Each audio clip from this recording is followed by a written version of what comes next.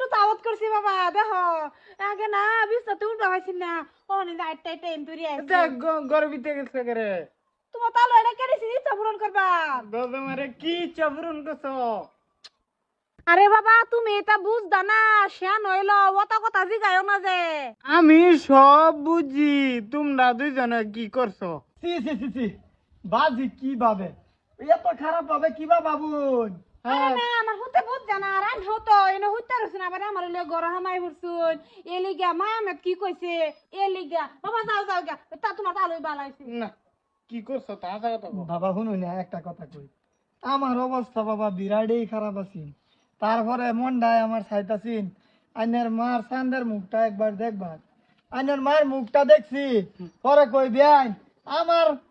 শেষ ইচ্ছাটা পূর্ণ করে দিন আন্দার মুখ আন্দারে আন্দারে দেয়া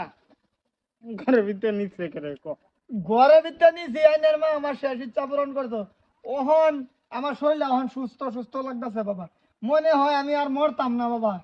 তুই মরছ না ভালো হয়েছে কারণ তোর মিত্র আমার তো